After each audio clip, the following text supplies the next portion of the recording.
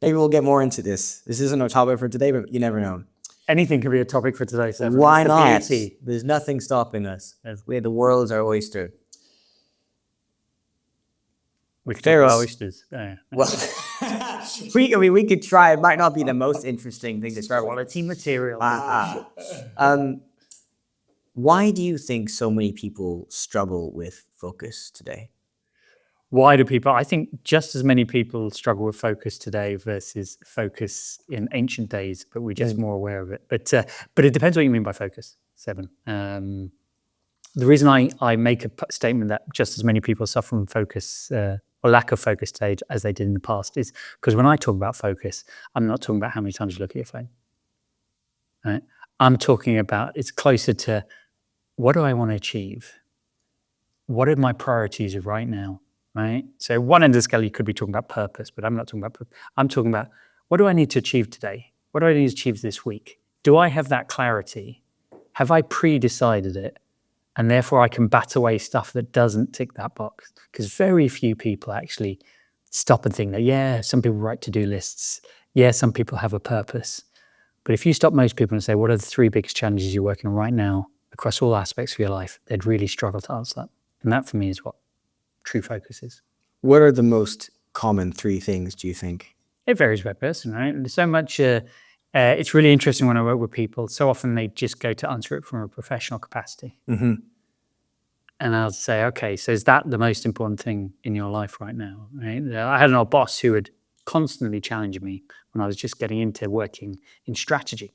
And he'd often just stop me unawares and go, what are the 3 things you need to be working on right now? And if I answered just work, he'd go, so is the rest of your life unimportant? Right?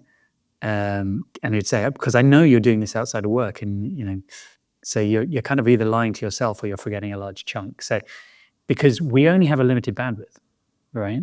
I often do the old 168 hours test with people, which is, doesn't matter if you're a prince or a pauper, you only have 168 hours. The only difference is you choose how to use it, right? So I get them to list their 3 most important things in life. Then I get them to open their diary and look at the last 2 weeks. How did they spend the 168 hours in each of those weeks? Does it actually align to what they just told me a minute ago was important? Invariably, it very rarely does. That's really interesting. I was going to ask, how do we reverse engineer this, right? Which you kind of just answered. We often go about tunnel vision in life, unconsciously going from one thing to the next, task to task. You mentioned to-do lists. Most of us know now that to-do lists don't usually help very much, but we do them anyway because it's easy to get the dopamine hit of like, tick, tick, tick, I did the thing. Yeah. But it can be really challenging to go, why don't I have what I want? We all know, well, we don't all know. A lot of us have an idea of the feeling we want to have eventually, and then we maybe have some goals we think will get us there. But what's the in-between? And that's where strategy comes in. Yeah. But the strategy is the hard part, right? I like to say, like, knowledge isn't our challenge anymore. We've got these phones, knowledge isn't the challenge. Application of knowledge is the challenge. So how does someone reverse engineer from those, maybe let's say 3 biggest end goals? Yeah. Go, how do I actually do this? I mean, that's the fun bit, right? But I don't think most people know their 3 big goals, right? Just before we move on from that, problem definition in those is one of the hardest parts, right? There's a great saying I often quote to people from Albert Einstein, where he simply said, look, if I had an hour to solve a problem and my life depended on it, I would spend a minimum of 55 minutes working out what the problem is, because then it's easy. Far too many people just start doing stuff. He said, don't be that person, right? And so when you tell me people want 3 goals, it's a bit like when I asked them 106 hours, they might fire 3 things off. But then when you really sit with them and go, is that really what you want? Why do you want that? Those things invariably change, right? It's really hard to know what you want. It's really hard. And almost in my experience, instinctively, people's first responses aren't the right responses. There are only so many things at root that we can want, right? Like most people want to feel happier or freer or not feel a certain way, which isn't a great way of seeing things, but it's what we think. So I want to not feel shit in this way or that way, or I want to feel really good about this, that, or the other. At the end of the day, like well, at the end of your life, all that really matters is who you love and who loved you. And most things stem from that, or a need to create the life that we think unconsciously will allow that, right? So how many different things can someone want? Like with Einstein's thing, it's 55 minutes. Most root problems are, I've got an emotional blocker of some kind. I'm doing the wrong things because I think I have to. There aren't a huge number of root problems, are there? Not at that macro level, but those are too big to solve. Okay. Right. So you've got to make some. I'm fundamentally a analytical and scientific person. So you've got to generate some hypotheses. Okay. Right. So when someone tells me I want to be happy, I want to be a better version of myself, I say, great. But what does that actually mean? Right? Is it you want to lose weight? Is it you want to? What do you think will lead to you being a better person? Let's list a bunch of hypotheses. Let's free stuff. It could be weight, languages. It could be find someone partner. It could be build better relationships with my family. All right, and even within that, right? They say I want to be build better relationships with my family. Who in your family? Right? Again, it might not be the right thing, but let's list it as a hypothesis. Well, if we can list 100 options, that's far better than just picking the first one, right? Right. Okay. And then I go, right, now you're telling me that. That's simple. That's simple. We can now generate a way for you to have a better relationship with person X. We can generate a way for you to not just tell me lose weight, but it's why PTs, let's say when you go to the gym, ask you for your specific goals, not just I want to be fitter. Because they can't help them. But if they say, I want better definition to my muscle, my arms, great, I know exactly the exercises for you. And that's when Einstein came in.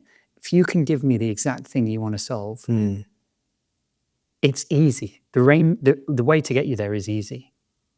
I'm far better as a guide to help you really work out what your problem is than tell for you solutions. Because as you say, we've got all the knowledge in the world. If I've got it's like a prompt engineer. If I've helped you write that prompt, the knowledge is there. Okay, then I've got to help you execute it. But that's really what strategy is about. So often I'm helping people work out what really is their problem. Yeah. How do you know a good methodology or a good thesis, a good question to work from when you see one? Because I'm willing to bet you get some answers that are just terrible. You're like, well, solving this is never going to help you. Yeah. Hello, beautiful people. Welcome to the show, or back to the show for those of you who aren't new here. Getting lots of new faces these days, and so I just wanted to take a quick sec to introduce myself. Hey, I'm Seven, and also to give you a quick announcement. As a little bit of background, this show used to be very focused on what it meant to be a leader, but I quickly realized I already had my answer, which is that I believe you already are one. And it's just about becoming more of that person you want to be. So we're talking about the world, self-leadership, personal development, humanity, discovery, self-discovery, and so much more. This is a place where deep conversations happen in a way that helps you become more of that person you want to be. And so if you appreciate that and you want to help us grow, but I know you're tired of people we've been hearing this for over a decade, like and subscribe and share the episode, and I get it, but look, it is genuinely the biggest and best thing you can do. I don't play ads or any crap like that. I do this and take this time to say thank you because I appreciate you and where this show is going. Thank you so much for being a part of it. Lots of love, and let's get on with the episode. So you've got to park that. Okay. But never accept somebody's first answer. Not because it might be wrong, but they can always go to another level. It's why there's classic techniques in sort of analytical world, the 5 whys, right? The fishbone. What's the fishbone? It looks like a fish. So you unpack every problem along a sort of a wishbone. Oh. So it looks like a fish. So you start with a problem, it branches out going, what could it be, the thing? Let's go back to the central tranche, next one, right? So there's lots of these different techniques, but they're fundamentally doing the same thing, which is probe. Yeah, and then that's where personality comes in on top. Both your personality and their personality, right? If they're analytical, appeal to the analytical side. Like, this problem is only half solved. If they're creative, paint a beautiful picture and say, yeah, tell me 10 other great things that would really bring you joy. Do you think someone can self-probe that, or how effectively do you think one can self-probe? I think you can do, if you were trained that way, think that way, I think you can do a lot of it, right? the harder, the more consequence of the decision you're going to make, you probably need more support. Not because it's more difficult, but you will bottle up. Your own stuff gets in the way. Yeah, but I flippantly, because I teach a lot of this, because there is a structured technique to this, right? Not in a coaching way, in a strategic way. And I often teach it to companies, and I say, by the way, you can do this on really minor things, like when you go to the supermarket and you have to decide which brand of toothpaste to buy, right? Do it as a kind of a soul-searching question in a flippant way, because you get to practice it and you get to practice the technique. So when I go to the supermarket, I don't do so much, but I'd stand in front of the toothpaste and go, what problem am I trying to solve, right? Is it I want the cleanest teeth? I want the cheapest toothpaste. I want the toothpaste that'll impress the guests who come round. I want the toothpaste that's just available. I want the biggest tube of toothpaste so I come to the store less often, right? There's at least 10 questions I can generate. Each of them will, as soon as I go, that's the one problem I want to solve, then that's the toothpaste for me. Okay. Because I wonder sometimes, we live in a culture in the UK, which is very much a culture of judgment. Don't stand out too much. Don't, poke your head above the parapet, all these sayings. And what I have reflected that sometimes creates is I'm afraid of judgment. And sometimes that judgment is self-judgment. So I can't even be honest enough with myself that this is the thing that I need. Yeah. How does one deal with that? How does one, everything you've just outlined requires a level of honesty. And sometimes we think we're being honest with ourselves or with others. Like you just said, like when you gave me that story about your boss and he said, you're lying to yourself. Theoretically, you could also be lying to him, but you probably weren't because you just didn't know. Yeah. So it's a lie, but it's an untruth, but not a lie. Yeah. So how does one get to the honest truth about what that why is? I ask myself why 5 times. Yeah. Could be way off. And you may swerve. This is where sort of putting on different hats, thinking in a different way, like a different person will tease extra answers. And a lot of it sits with knowing yourself. Like, how do I know to disrupt myself? Right. So common techniques are gamification. Okay. Right. So often I'll go, I have to generate 20 answers to this. Oh, okay. Right. And by that very nature, you start, because you run out of the easy ones that you can throw up, you almost have to go into the other side, the truth, not truth, but the ones that you've been hiding from yourself. Yeah. Or you say, how would my nemesis answer this? What's the nemesis concept? The nemesis concept is, I always tell people it's useful in life to have a real nemesis. A nemesis, for those who don't know, is someone who is your equal in skill, but their goal is to take you down. Yeah. Or beat you. And some people have a natural nemesis. Yeah. Look at any twin. They'll probably tell you their natural nemesis is. Do you have a twin? I don't have a twin, but I get several friends who have twins. And they joke, but it is, it's like having a benchmark walk around life with you. Yeah, Right? yeah. So it's not in a negative way that they're trying to destroy, but it's someone who you can say, well, that's how. So a nemesis is really useful. I tell most people, I don't want a nemesis. I go, no, have a nemesis, right? Even a made up one. Right? Because it is very useful to push you to that little bit further. What would my nemesis do in this situation?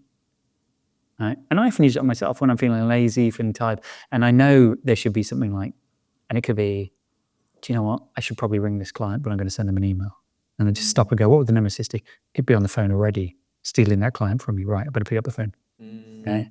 Or I look at the washing in the plates in the sink, and I go, I'll leave it till the morning. What would your nemesis do? Clean the hell out of the house, right? Put them straight away so that, right? It's just those little things. So it's about knowing yourself, right?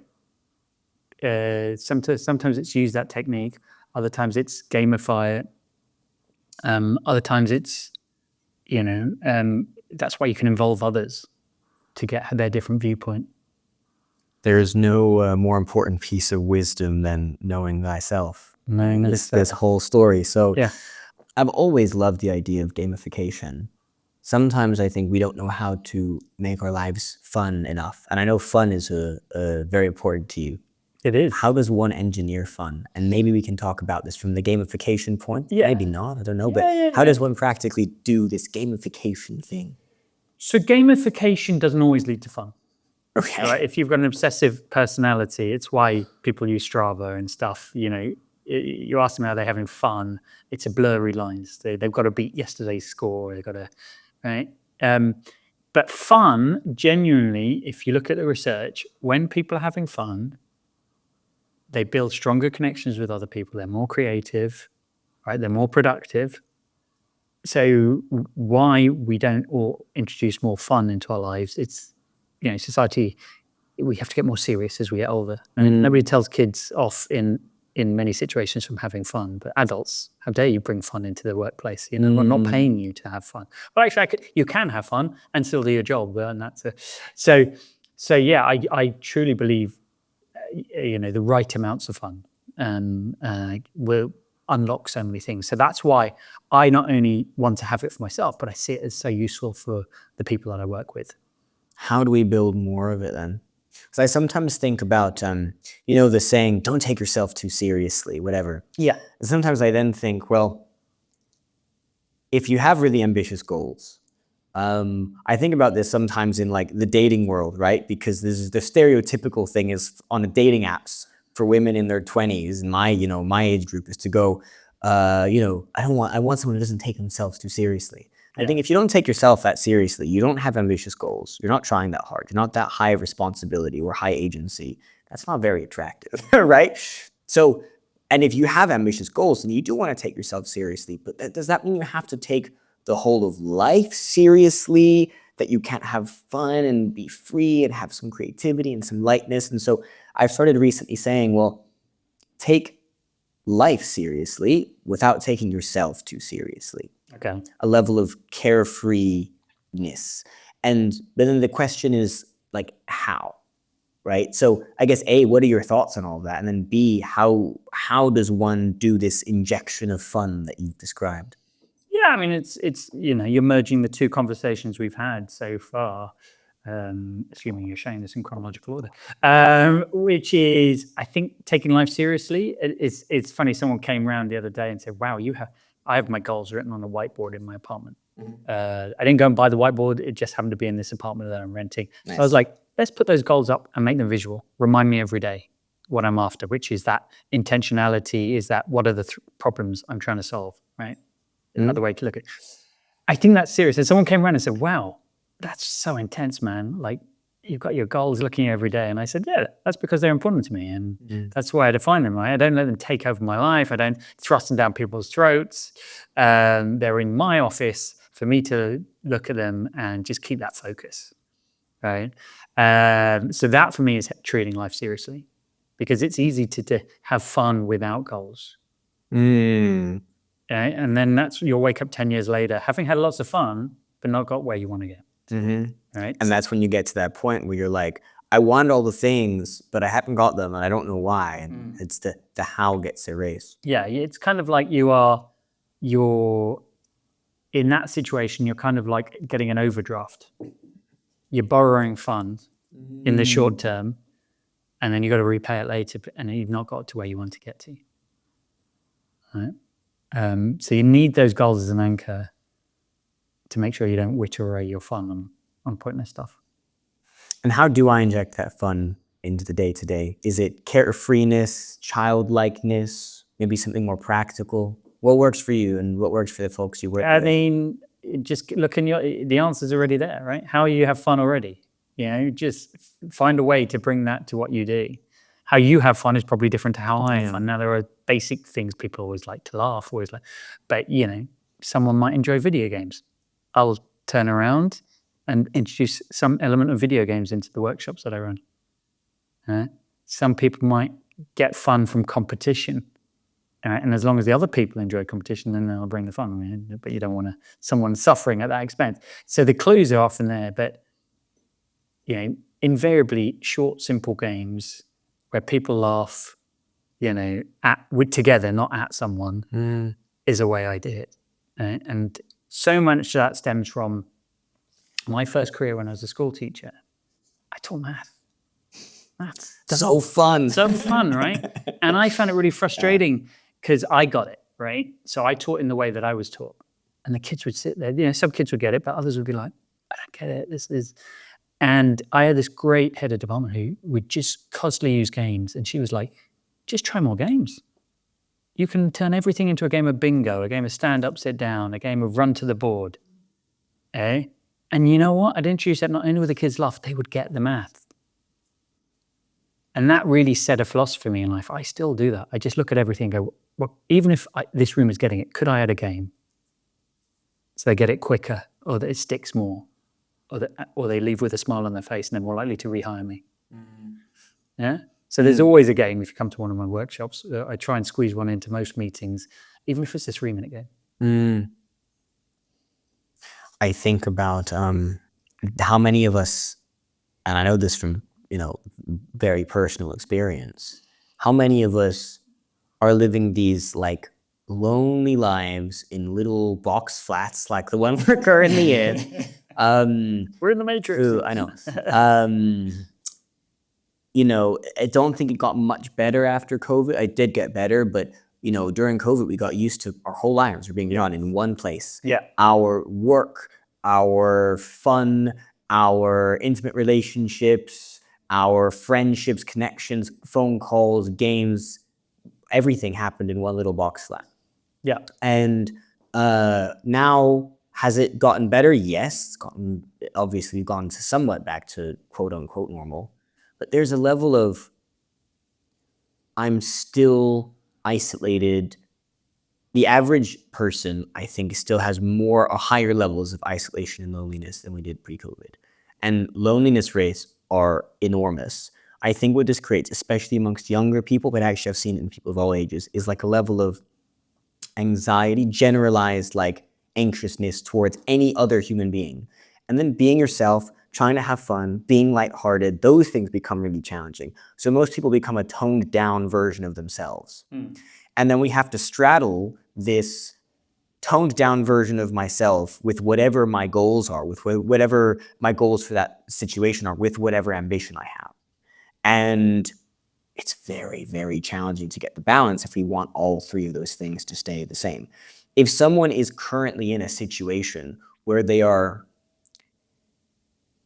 held down or held back, maybe they want to break through, break out, break free of some kind of mental pattern or habit or whatever that is holding them back from having that fun, from being that lightest, most enjoyable version of themselves, even if it's just for their own enjoyment, but maybe because they want to impact others that way too.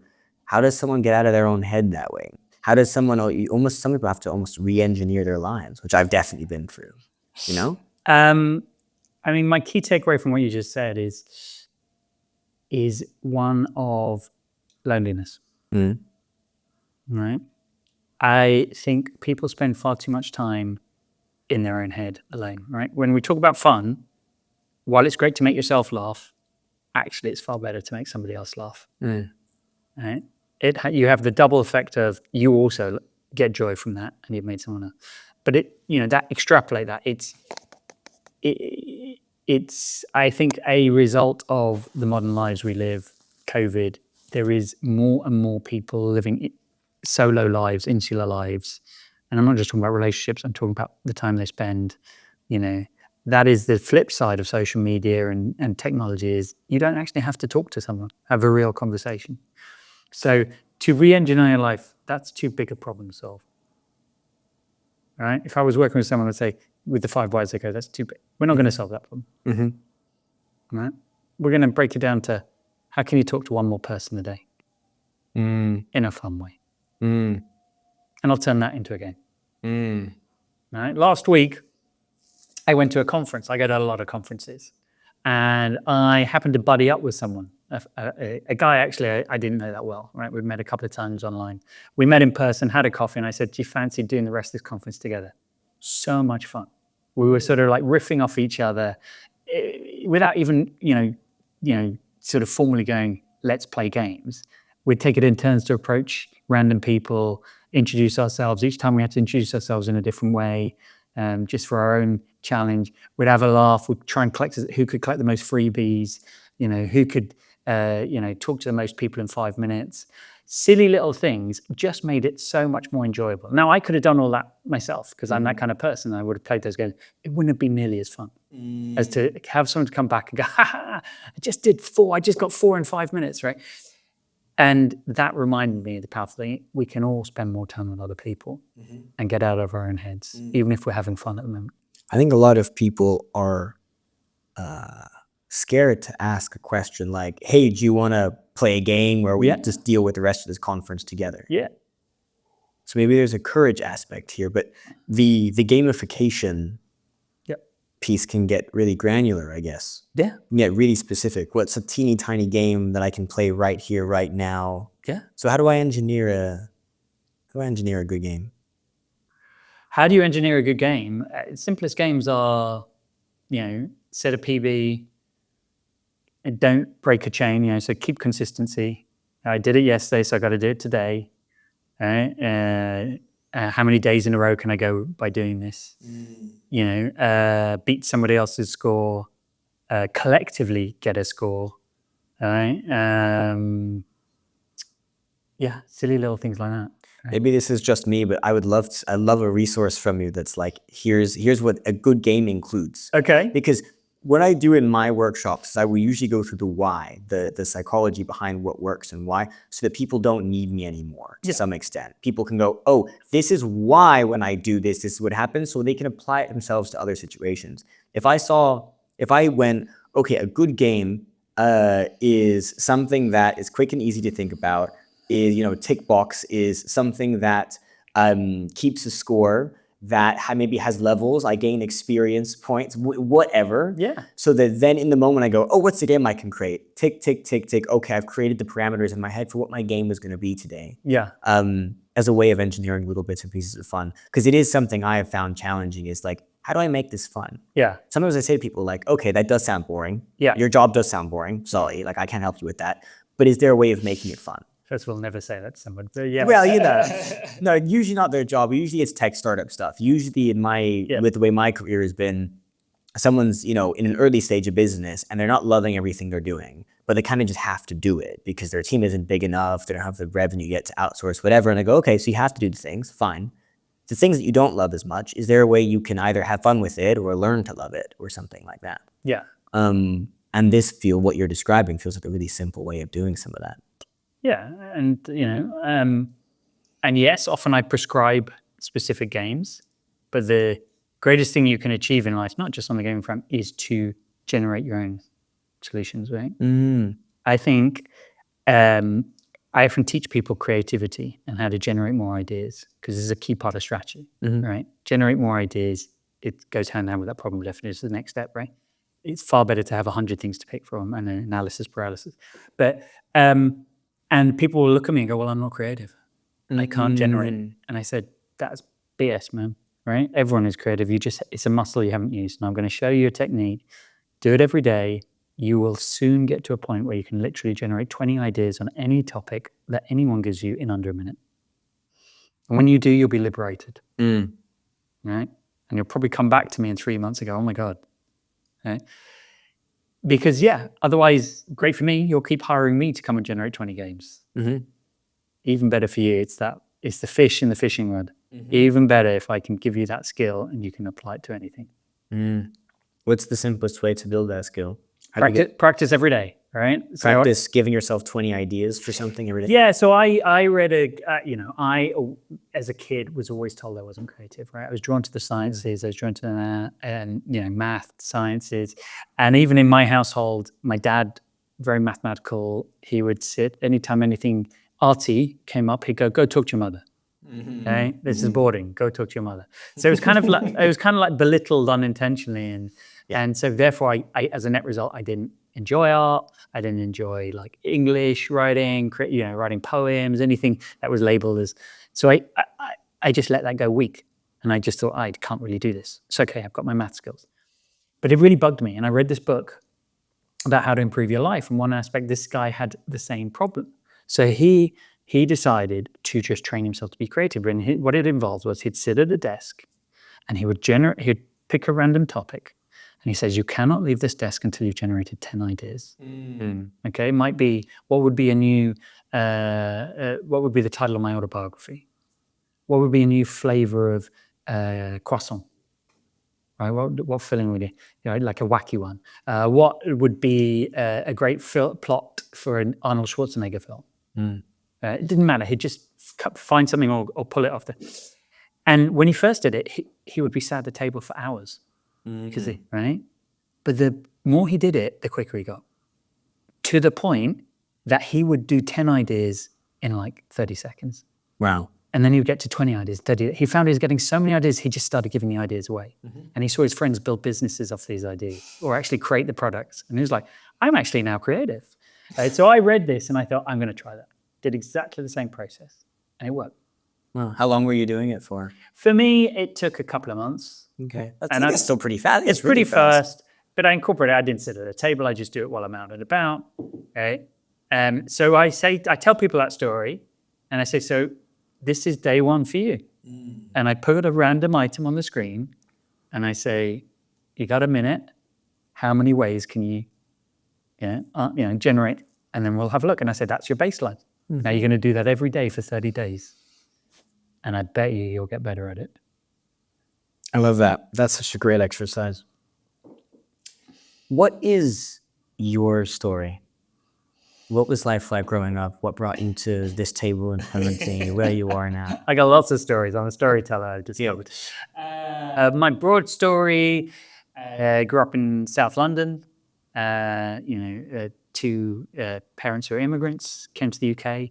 And they sort of, what was interesting, the reason I reference that, because lots of people are immigrants, and I'm sure this will resonate, they didn't believe they were going to stay in the UK. So that was something that sort of permeated through me and my siblings. This kind of, don't get comfortable here, we're going to move somewhere else. Right? This is a temporary solution. So that filtered its way through into the cultures that we sort of adopted, kind of mindset. So grew up speaking 2 languages, grew up predominantly, associating more with being Arabs than being British, although we lived in a British environment. But as the years passed, it became clear that actually we're staying in London, we're staying. And the reason I say that is I think that's one of the greatest skills that immigrants have, that integration, that learning to sort of fit into 2 worlds. Because a lot of what I do today is just flexing. Go into a room, go, that's what's missing in this room, I'll fill that space. Because that's what they need to get the best out of this group. And I attribute a lot of that to having grown up with 2 cultures and stepping between effortlessly going, I need to fill that gap. In this room, I need to be more Arab. In that room, I need to be more British. In that room, I need to... as I studied, was more drawn to sciences. So, I did my studies in maths and economics. But my first career was as a school teacher, as a kind of reference. That was mainly to sort of overcome a challenge, which was there weren't a lot of jobs when I left university. It was the dot-com burst. And I always thought I'd just get a corporate job. That was kind of the train I was on, right? Go to a good university, take a corporate job.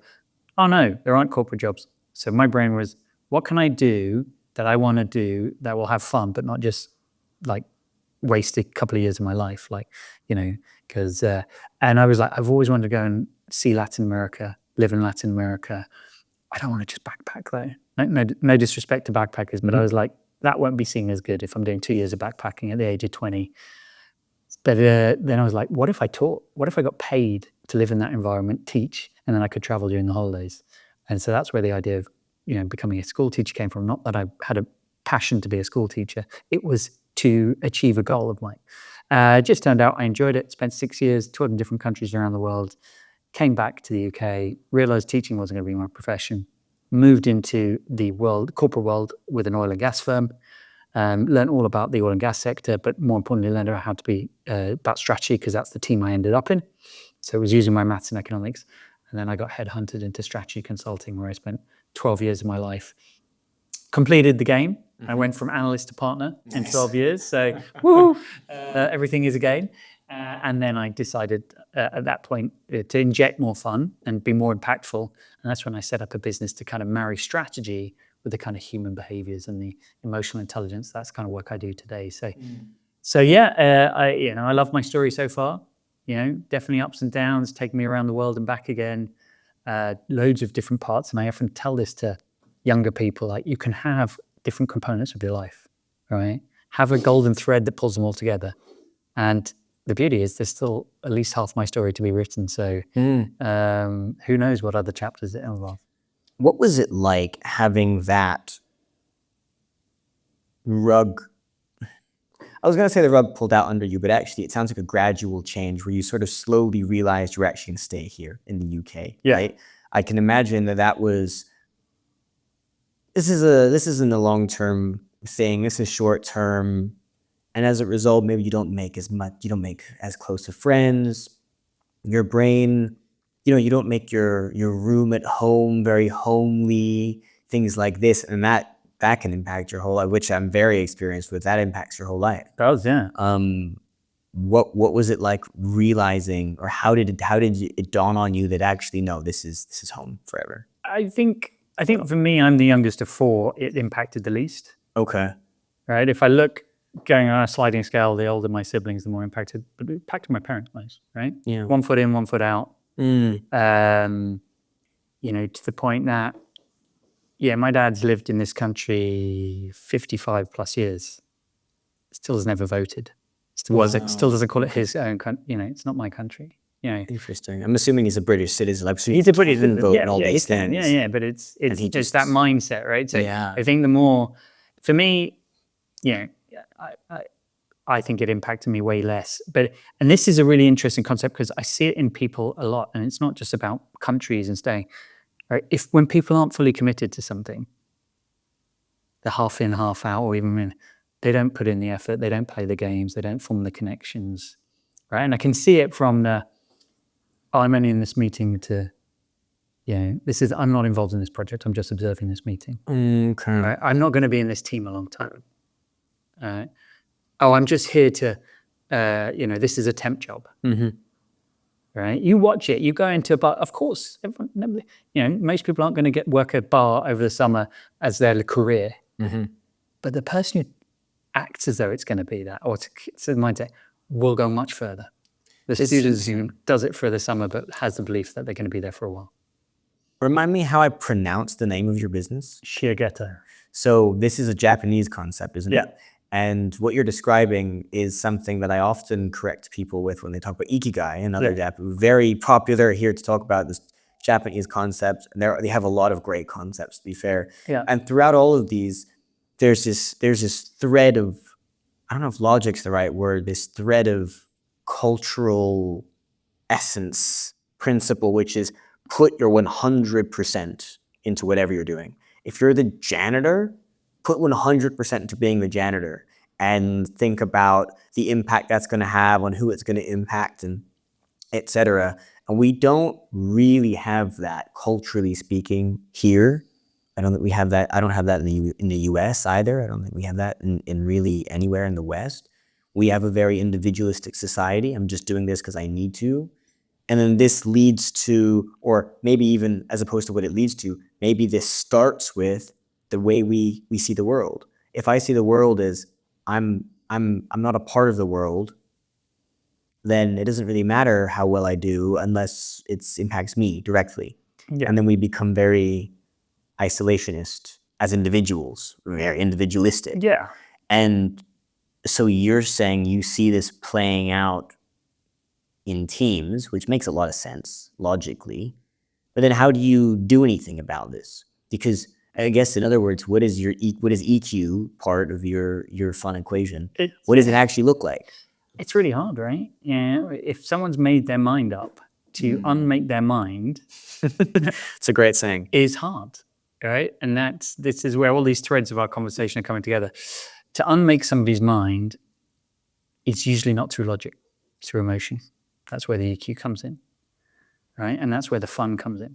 When they're having fun, even if their brain doth protest, I'm not going to be here a long time. You know what, buddy? I've been here six hours. Right? That is a long time, depending on whatever. Yeah, exactly. I often laugh. I had a call the other day with someone I met at a networking event. And when I met him at the networking event, we'd met by the buffet. And he said, I'm not staying very long. I'm only here half an hour, that's a bit rubbish. And I said, okay, sure. And then I saw him at the end of the night. And I said, I thought you weren't staying very long. He goes, I actually had a good time. And I'd lost track of time. I said, there you go, right? That's the secret. You know, you can say one thing, and it was like all those kids who would stand in front of me on day one of a new year, and they go, sir, good luck teaching me because I hate math. And I'd smile and go, great, because don't worry, we don't learn math in this classroom. We have fun. You accidentally learn math while having fun. And did they ever believe you? You won't even, no, they don't believe you on day one. Right?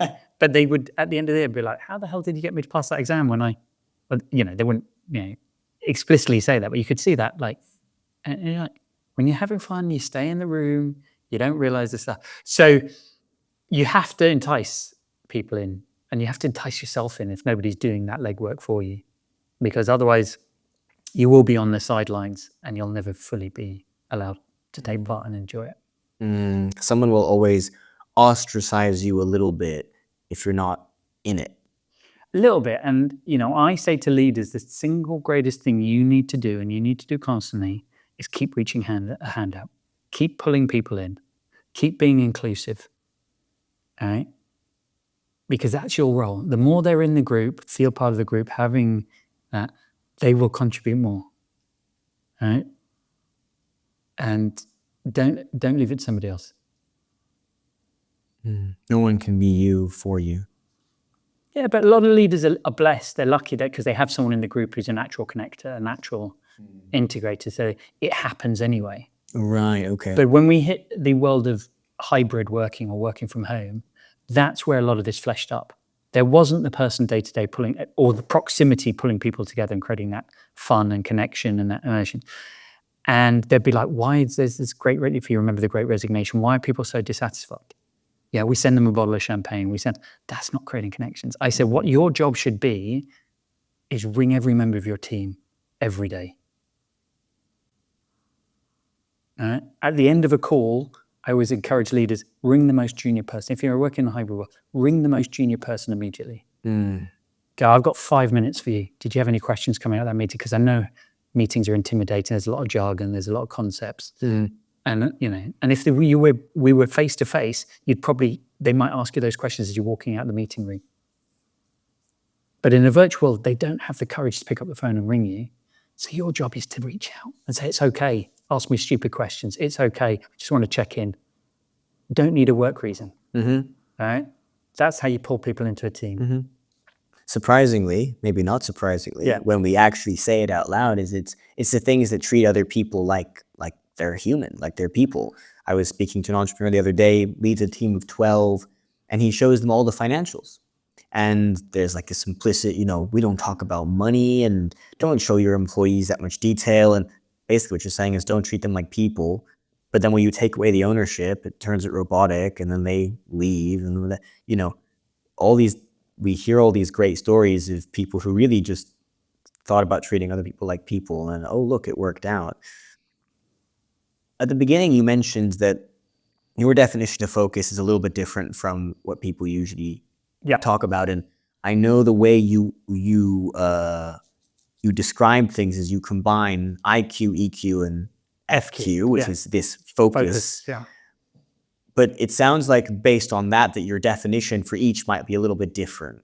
Or maybe just very specific, if not different. That's specific. So what do these three things actually mean from your perspective? Yeah, it's a good question, because it's funny when they're on a poster and people come up to me, and particularly the IQ one, that's probably, you know, A, it's the first one in the equation, but people come up and start talking to me about their Mensa score. And I'm like, really? I'm not going to help you with your SATs or GMAT. That's not what I'm talking about, right? You know, it's certainly EQ. A lot of people were like, everyone wants a measurement. People come up to me and go, how can I measure my EQ? I said, I couldn't care less how you measure your EQ, right? There are tests, go online, but they're also being debunked. They're not purely scientific. When I say, look, this is what I mean by IQ, EQ, FQ, right? Is if you want to be successful at anything in life, first of all, define your problem, right? Then go through each of these components. IQ, do I have the best solution or the best idea to overcome that problem? And your best idea is not your first idea. It is have 100 ideas and then pick from them. That's what the IQ pillar is about. Do you have a really good idea? Okay, tick. Loads of organizations do because they hire very smart people. Second pillar, EQ. Do you have everybody engaged in that idea? When you explain it to people, they get excited and go, yeah, I want to be part of that idea. Yeah? If not, that's where a lot of companies fall. Yeah? Smart people come up with great things, but don't communicate it very well. Don't get people excited by it. That's the EQ pillar. It's not about a score. And when they go, how do I know? I'm like, I'll go and ask 3 people what they think about your idea. And that will tell you. Look at their eyes. Do they roll it as you're talking about it? Do they switch off? That's what EQ is really about. And then the FQ is, are you focused around that idea? Is it a priority? Because there's no point having a great idea that everyone buys into, but actually you're doing 10 other things. Right? That's why you need those 3 elements. That's why they multiply by each other, not add. Because a lot of people think it's add and go, well, we'll just replace a lack of IQ with a lack of EQ with lots of IQ. That's what my equation is. It's a simple way to say, you need an idea, you need people, and you need focus. And you describe this as a multiplicative effect. Yeah. Why? Why not additional? Well, as I said, because as any mathematician will tell you, the reason it's got to be multiplicative is if you multiply anything by 0, you get 0, right? So I've walked into a lot of our clients are very, very technical, very IQ intense. Yeah. Be they scientists, engineers, and they will have over-indexed IQ with 0 EQ. And then they'll sit at me frustrated and go, well, why is this not working? And I said, because you're multiplying by 0. It is undoing all the great work of your, let me tell you an example. I'm working with a very senior person in the NHS, scientist, medical. And when he was introduced to me, he said to me on day 1, I can never win a meeting. So what do you mean win a meeting? I don't like that language, but what do you mean? Yeah. Every time I have to convince my colleagues to do this great stuff that we've discovered in a lab and blah, blah, they never agree to it. They never buy into it. I said, okay, let's recreate the last meeting you went to where you had to try and convince. And I said, let's recreate it exactly. Bring exactly the same set of material that you brought. So he sent me over a PowerPoint, which was 150 slides. And I just replied back saying, how long was your meeting? Half an hour. I said, okay, I understand that. You didn't even need to read it. I don't even need to read. I said, it doesn't matter. So even if there's the best scientific brains, there's no EQ in this deck. Nobody can sit and read 150 slides, even if it is the most interesting or the most groundbreaking research. And imagine wasting all your time making 150 slides as well. So I can understand his frustration. He is getting very frustrated, but it's because he was multiplying by 0. Yeah, that is really interesting. Because you're making me think about this. If you put on the screen 10 plus 0 plus 10, it looks like you've got 20. Yeah. But if you change those pluses to times, you're like 10 times 0 times 10 is still 0. And actually that is what you get because you don't get any movement. People are complex beings and people make decisions emotionally and justify them rationally. So no matter how much IQ you have, I suppose if your EQ falls down, that's it. Yeah, and it works the other way around, right? You can have the friendliest people in the world, but if they're talking gibberish, right, people start switching off, going, yeah, I like Dave, he's so much fun. I love him on a night out, but yeah, I'm not going to follow his suggestion of investment advice, right? Right? I wonder where the WeWork founder, where his balance is. Because he manages to keep raising investment somehow. Well, that's a different matter. Other fallacies. But that's why we always say to clients that you need the multiply effect. But basically what it means is you have a tripod. And you should address the wobbliest leg, not keep building on the leg that is tallest, is strongest, which is invariably what people do. We're an IQ firm, so we're going to double down on IQ. It just keeps making that stool even more wobbly. What do people self-report that they struggle with the most out of those 3 things? Well, if you think about it, it's really fascinating because I always ask people to raise their hands. Invariably, 80% of people in a room, if others are looking, or even will raise their hands for FQ. Right? They'll say, we lack focus or I lack focus. But I'd say 75% of our work is on EQ. So I was like, why is there this discrepancy? And it's interesting, it's about human behaviors. If you say to a person, is your IQ rubbish? They'll be like, no, that's basically you calling me stupid and I don't want to self-classify stupid. Is your EQ bad? That's basically you're telling me I'm bad with people. I'm not willing to classify myself as that. Is your focus off? And they interpret in their head like, oh, do I get distracted by my phone? Yeah, oh, yeah, okay. I'm happy to admit to that one if I had to admit to one of the three in public. So invariably people flock to that either because they think it's their problem or they're happy to admit it in public, but it is usually an EQ problem. Interesting. And so when it's, because there are going to be so many things that come underneath this EQ problem, right? Again, what I'm similar to earlier, I'm thinking about how do I know exactly what my challenge is? So how do I self-diagnose to some extent so that I'm at the very least not lying to myself overtly, and then I can start to make some movement in some direction? Yeah. So let's take, again, we'll stick with a personal human. Say you defined your problem as I want to lose weight, right? I would highly recommend you go through each of the pillars and say what might be IQ problems minus. Okay, IQ problems are I don't know how to lose weight. The way I'm currently losing weight isn't the best way, right? I'm running too much when I should be lifting weights. Those are all IQ, like picking the way you're going to lose weight. But then going to the EQ side of things, what EQ problems exist? I haven't told anyone I want to lose weight, so they don't support me in it. So it means every time I meet my friend in the pub, he gives me a beer. Every time I see my mum, she's baked me a cake. Okay? I haven't motivated others because even something as personal as losing weight, you need to involve a tribe around you to get that support. Right? I haven't found a gym buddy. Right? These are all EQ things. And then the FQ. Right? Oh, well, I've got 3 other things going on in my life. I'm trying to move house at the moment. Those are all going to be FQ problems. Right? I can't keep my motivation high. That's an FQ problem. Right? So I would encourage you, this is where you're creative, find 10 problems under the IQ banner, 10 under the EQ. Then when you see them on a piece of paper, 30 problems, go, that's the real one. That's the one I need to fix. And it will probably be in the EQ bucket. Interesting. Okay. Huh. And does this almost become hierarchical in any way, shape, or form? Like there are certain things about my FQ that I can't improve without improving my IQ or my EQ to some extent, for example. They're invariably interlinked, yeah. Yeah. So you will reach an impasse. And then it'll be obvious which one if you should be solving first. Okay. I'm thinking if I have 3 lists of 10 things, so I've got 30 things, I will think this is it. But like we said earlier, you could ask why 5 times, and maybe actually it's another one of the things. Yeah, exactly, right? So there's that iterative process. When you're working with teams, I can imagine conflict is one of the biggest things you're helping resolve under this EQ bucket. Yeah. Why does so much conflict get created? I feel like conflict has always been a human challenge, probably. Yeah. It feels like it's worse, a little bit worse now and getting worse. Yeah. That might be a lie. It might just be general sentiment. It might be true, but what is conflict? Conflict is egos, and so it's not the difference of opinions. It's the emotions that go with it. All right.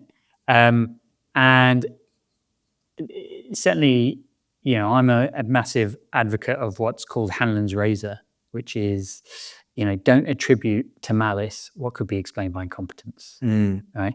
Most conflict is not because the person goes, I want to have an argument with Seven. It's, I don't understand enough about you, or how important this topic is to you, or I'm doing something accidental that just creates conflict without even realizing it.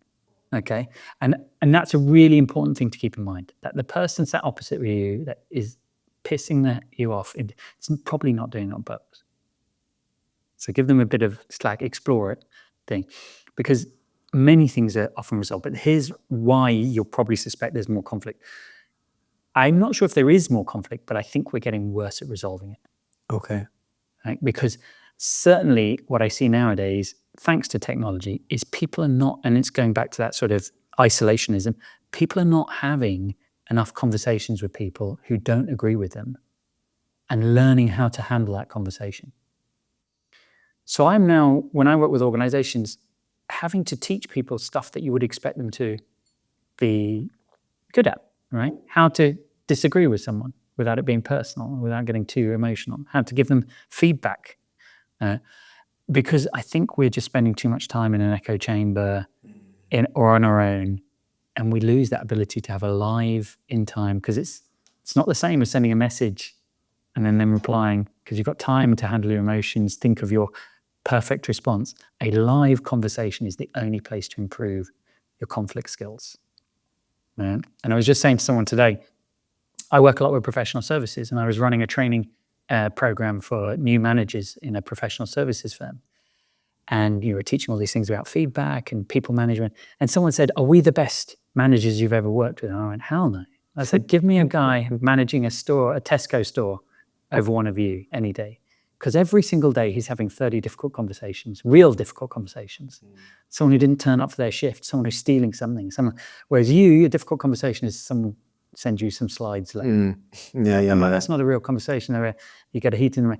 I said that you need those 30 a day, not 30 a day, but you need to be practicing regularly for. You need your reps. Yeah, you need your reps. Yeah. One of my favorite sayings is, all conflict is self-conflict. Yeah. Something about someone else has triggered something within me. Yeah. Whatever. And with EQ, this makes me think that I'm creating conflict because something about you has triggered me, but I don't understand that. That is the intelligence part that's the Q part. Yeah. The intelligence is asking why, is what is really upsetting me here?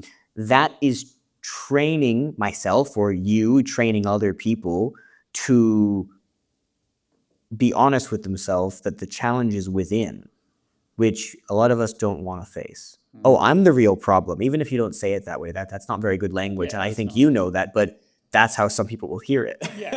Right? So how do you get through to someone and go, it's okay that you're doing the thing not great, but let's work through it. I mean, there's multiple layers to that, but something I do with a lot of teams, particularly if I see people are stressed or distracted, is good old-fashioned unplugged, right? Which is, before at the start of a meeting, I'll say, right, just pair up with someone you don't really know.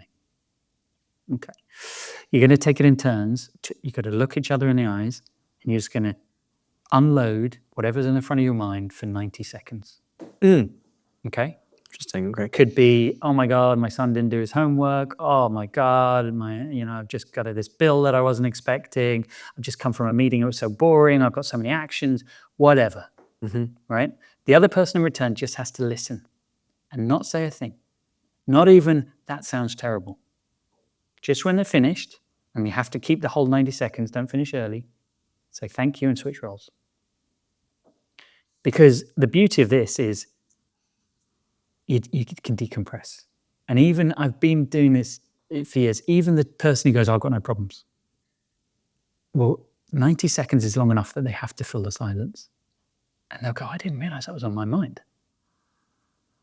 Now, I'm not solving that problem for them, but I'm just letting them vent a little bit, because it is that we will carry a bad conversation with us into the next conversation, which means we don't pay as much attention. We don't, we're still carrying the emotions from that conversation. We take it out on the person in front of us. And so is the idea to practice the letting go of things? Like if I know I'm going into a meeting and I'm taking some shit with me from the previous one, I can sit there and just kind of take 5 minutes, breathe in a little bit, deep breaths, let go, refocus, accept this, let it go, focus on something else, so that I can go into that next meeting somewhat clearer. Yeah. Is that what you're essentially trying to do? Is move someone out of their own head? Yeah. Basically. Yeah. I'm not solving that problem for them. I'm just, like I said. And what are some of the other most common manifestations of lower EQ? What do you see most often when someone's EQ isn't so strong? Because it's 75% of people-ish, roughly. Experience is a lot of things must turn up. They are not curious, or they're too busy to have curiosity. And so when that happens, people apply their set of assumptions to the world rather than the person sitting opposite them. Right? And it can manifest in small ways, like, oh, well, I didn't mind sending an email at 10 p.m. at night. Yeah? Because it was fine for me. But you know what? It was really irritating to the other person to receive it at 10 p.m. at night because they were fast asleep. That's a common one. And they go, well, I thought it was okay because it was okay with me. It's not your set of rules that you should be applying. If you want high EQ, you should be applying the other person's set of rules. Right? So it's little things like that, lack of awareness, lack of curiosity, right? And that sometimes comes because we're too busy. We don't take the time to decompress or understand the other person. So those are big sort of EQ barriers, as I call them, applying your own rules to everybody lazily in a room. Yes, which is lazy when you think about it. Right? It's lazy. But it's so common, so therefore very understandable. Like, we all live as if our perspective is the perspective of the world, and we're the center of the world, and it can take conscious effort to move yourself out of your head. Yeah. And then, like any muscle, maybe it gets easier. It does get easier, but also this is where you apply FQ, right? If it's important, take the time. If it's just a interaction with the barista at Starbucks, then don't take the time. Well, it might still be nice. It might still be if you're seeing that barista every day. Yeah. Right. But and that's the thing. I said not every conversation can be a marathon. Yeah. All right. But that's where the FQ comes in. If you know these three things are important, that anything that is in that ecosystem should deserve that. I'm going to take the time. I'm going to understand the other person. You've given us a lot of exercises and activities for us to try, which I love. For the folks that maybe they're individuals in their life, or maybe they run companies, but they're too small to be able to afford you or whatever. Yeah. What is the number one thing that you do or could give everyone to try? Yeah. Now. Well, nobody's ever too expensive. There's always a deal to be done. But look, if you're going to start anywhere, understand yourself is a great place to start. Right? What motivates you? What makes you sad? And how you and how your general behaviors might impact others. Okay, and people listening and go, "Well, I don't know." You will know. It's the stuff people have been telling you for years. And if you don't know, go and grab your three best friends and ask them, what are the great things I do? What are the annoying things I do? Yes. Right? But certainly, once you can crack how to motivate yourself and check in with yourself, really powerful things to your personal impact. And then when dealing with other people, curiosity, right? So what I tell people, to boil it down again, turn it into a game, is ask one more question than you normally would. That not only forces you to listen more, it forces you to get somebody else's opinion. It forces you to talk less, right? So just add one more question. So if you're someone who asks lots of questions already, add another one. If you're someone who never asks a question, you got to ask at least one of everyone you interact with. That's really good. This thing about calling people, it's really powerful, actually. I went through a process that was recommended to me, where you call up 3 close friends, people who know you well, who would also give you honest feedback if you asked for it. Yeah. They maybe don't because you don't ask for it, but you trust that they will. Call them up and say, hey, I've got a really quick question. Don't think too much about the answer. Just give me whatever, comes to your mind. And don't worry about offending me. I can take it. Yeah. What is the number one thing about me that annoys you or you wish I would change or improve on? Yeah. And just see what they say. Yeah. And the idea is you do this with just one person. I did it with 3 the first time around. Yeah. And this is the really interesting thing, is they all told me different things. Oh, yeah? What were they? So one person said to be more present. Yeah. One person said to not overthink things and just get it stuck in and enjoy whatever faff we're doing as friends, whatever, like just get involved, have fun, be competitive, be silly. And the final person, which was the most impactful, said, sometimes you come across as a little bit combative. And that's very specific to him, but I do think comes out with other people, where if we're in a conversation and I disagree, I'll say, yeah, I know, but this, but that, and because I have a very strong opinion about how we should operate in the world and all this stuff, which is a low EQ response. Yeah. And the word combative changed my life, because I realized that combativeness, I'm only in combat, but with my sword and my shield. If I need to defend and I need to attack, why do I need to attack? Why do I need to defend? And all 3 of those things pointed to things going on internally, paradigms and habits, patterns that I was living in that logically you justify away. You know, we make decisions emotionally and justify them rationally. Yeah. And until you do that, you don't have enough proof that you will take seriously enough to go, oh, there's an underlying thing here. All three of those things were different, but they were also had a through line. Yeah. And until you get that feedback, you're just stuck in your own head. And it was an EQ thing. So There you go. there's proof from the pudding. It's really, really powerful. Call people, ask for honest feedback. You've also mentioned a little bit that the way society is structured, I think, does push us into to fall into these traps more often, or to construct our lives such that we're living in this, we're making these things challenging. We're too stressed. We're lonely. We're disconnected. We don't call people anymore. Whatever it is. I feel like if EQ is such a big challenge, then are we emotionally closed? Are we defensive or closed off or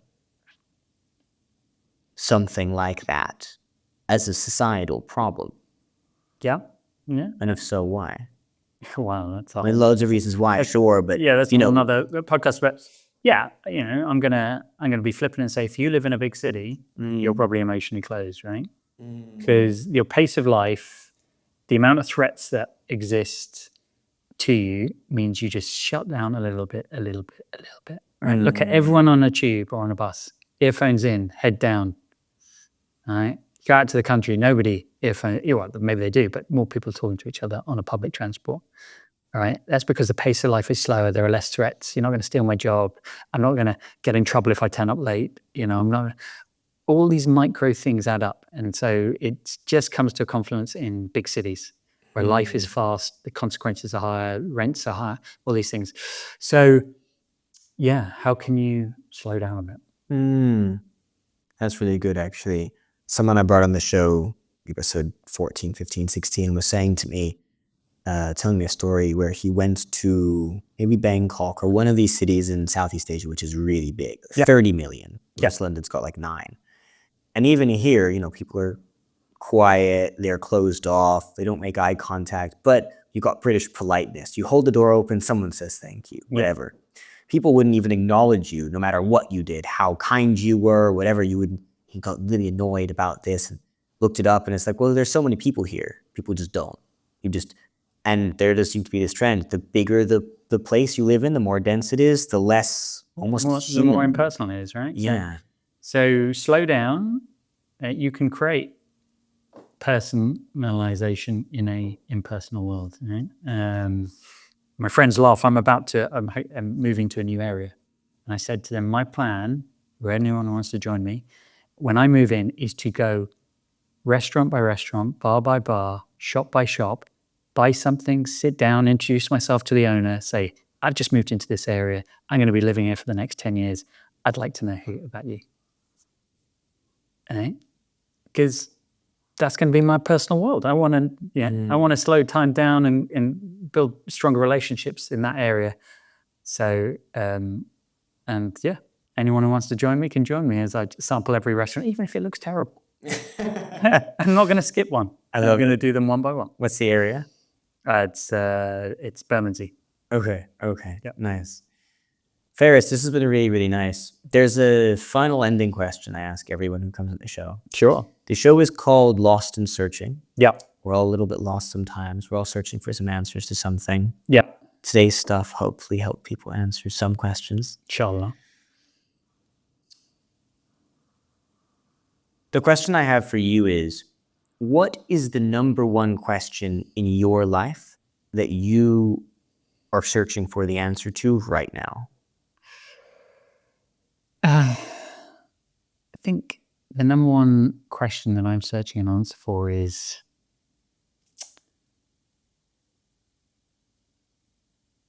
where do my services best fit? Professionally, societally? Yeah, a lot of all those, right? Yeah, and I don't really make a differentiation because there is so much. Again, it's kind of a blend of these IQE. But there's so much you can do in life. Don't try and do it all. And I'm definitely guilty of that. Right. But yeah, so have some fun, experiment, generate more ideas on the IQ front, impact people on the EQ front, but be a bit more focused. So where should these services best suited be? What are you thinking so far? What semblance of an answer do you have? I like most people, I fluctuate. Depends what day of the week, micro, macro, local, international. And I think that's a large part what drove me to start my own business and do it my own way. It's a good thing to drive me, and I'm sure I will sharpen the answer. I don't think I'll ever find the 100% answer because there isn't. It's not a maths A or B answer, right? But it isn't the answer. It isn't the answer. What is an answer that I'm happy with right now? Exactly. Yeah. Yeah. So don't stop asking yourself the question just because it can't be definitively answered. Yeah. Well, I can see you jet setting across the world to bring this to lots of people. So I'm excited for you. Faris, I appreciate you, man. I appreciate how willing you are to share. I appreciate you coming down to my home studio in the rain, which is maybe picked up a little bit by the camera. And appreciate you just being a part of this ecosystem, how willing you are to give. I was saying something similar to someone earlier, but honestly, I think it's a running theme with my guests that folks are very open and willing to give and just very kind to the folks around them and so much to learn. So I appreciate you for being here. Thank you for sharing so much today. Thank you for having me. Well, look at you making it to the end of the episode. Welcome.